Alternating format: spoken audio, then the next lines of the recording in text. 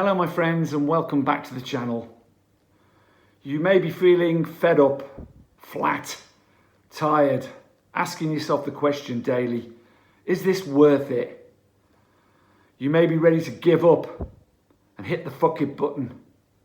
In this video I'm going to explain why you shouldn't do that and how to start moving forward again. Firstly, please hit the subscribe button and the like button. Perhaps the videos will reach 1 or 2 more people. And if you really want to see the channel continue in some form, please have a read of the link in the description and see how you can help me do that. I'm in desperate need of your help now. Thank you for those who've already done that. So this is an age-old one I'm talking about today, really. And I get involved in quite a lot of groups, not just online, but where I live here. And particularly in early sobriety, those first months, perhaps year, there are periods after that pink cloud has evaporated and that euphoria of your new life sober arrives and has gone. And the reality of a real life hits you. Real life without alcohol, without drugs, without any mind-altering substances. You can end up feeling very, very flat and perhaps exhausted and feeling, is there any point in putting this effort in every day when I don't seem to be getting anywhere? I just seem to be treading water. It hasn't solved all the problems in my life. Life hasn't just magically become good again and great again. Well, you got to wake up before you hit that fuck it button and you take a drink. Because there's no doubt about it. And when I say take a drink, you know, it could be a drug, whatever. If you're thinking of doing that and thinking, oh, fuck it, I've had enough. There's no doubt it will feel better. In that short-term moment, you will feel better.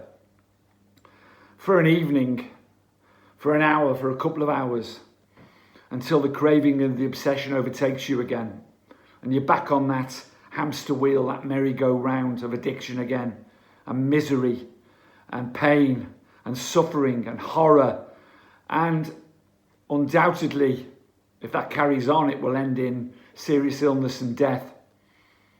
Because I've seen it happen to many people, and it nearly happened to me. So how do you get around that?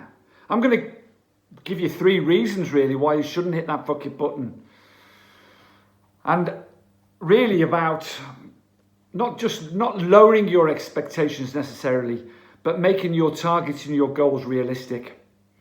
The secret of my success, and I know many people who find a sort of peace in sobriety and perhaps a little bit of serenity even, is that the secret's in a daily routine. But the thing is, when you first get sober and you throw yourself into this sobriety business,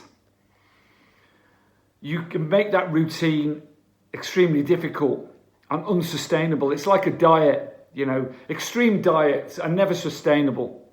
You know, you may well lose a few pounds in the first week or 2, but as the weeks go on and you become more and more miserable, as you restrict yourself, inevitably you crack.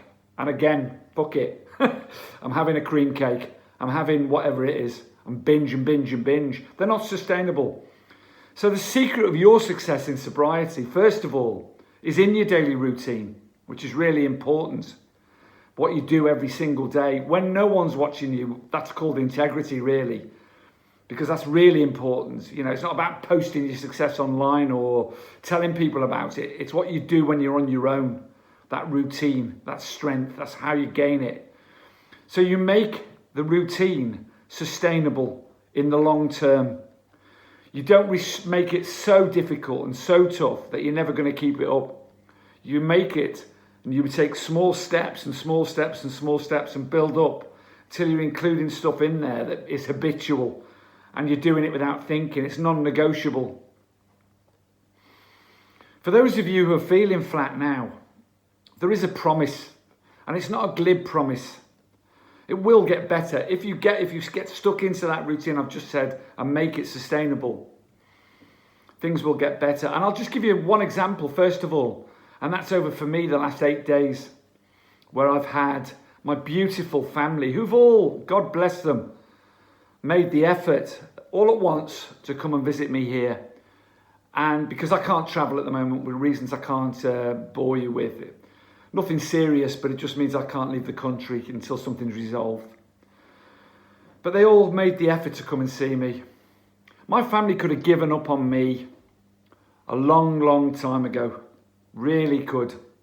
All the lies, the false promises, the deceit, the cheating, the stealing, them watching me slowly poison myself to death and disintegrate, feeling helpless, not being able to help me or get near me. They always were there. They, like I've said in many videos before, they could have, they've let go of me at certain times, and as much as, they can't hover over me, but I know they've always been there. They've always supported me. And here we are, and, a couple of years into a really good sobriety now for me, where I've found a peace. They visit me and I savour every single moment. Why would I want to hit the fuck it button when I'm doing my best and I'm at my best? The place I'm at the moment didn't happen overnight. It's been almost 2 years of hard work, if you like, on myself, on building new relationships, on building trust again, on them seeing me at my best, if you like, or the best I can be in that moment. We all can only do our best in that moment. And I feel over this 8 days, I was my best in that moment. The joy of holding my granddaughter's hands, they've never seen me intoxicated, and they never will. God willing. And my family looking at me and the joy we had, the experience we had every moment. Remember that feeling after we'd been in lockdown? All those, and I hate to harp back on that, but when we were first let out, and got that first bit of freedom after being locked down for so long, and the feeling that we had, the simple things that we noticed, the trees and everything were greener, the smells, we experienced every moment and savoured it in those first weeks of lockdown until life crushed us down again. Try and recreate that feeling if you can, because we've really only got a short time here. Time is the most precious commodity we have, and we have to savour every second of it. If you have this flat feeling in your sobriety, it will pass. If you will follow that routine, that strong routine every day, it will get stronger. But your expectations about life have got to change as well. You're not living in an episode of Little House on the Prairie or The Waltons. For those of you old enough to remember those programs, where everything's idyllic and the sun always shines and peace and love abate. Because the world's not like that. It's shitty, and life can be shitty sometimes. But guess what? You can handle it so much better when you're present and sober than when you're drunk and destroying everything around you. Destroying the trust in your loved ones. You will get better. And another reason is the health. Your health doesn't happen slowly. None of these things it doesn't happen quickly. None of these things happen overnight. But you'll notice, that you're sharper, you're thinking straighter, you're calmer under stress. You're noticing things more, you're present. Your health will improve, your energy will improve. And if you're eating right and you're exercising and you're doing all of that stuff, your mental health will improve as well. But please, in those first few months, don't expect that to suddenly click in and happen. In the AA, it says that these things in the promises, these things will happen sometimes quickly, sometimes slowly. But they will happen if we work for them. And there's a truth in that. All of these things will come true if we work. But financial stability, I ain't got much money at all, but just enough to survive, and that's enough for me.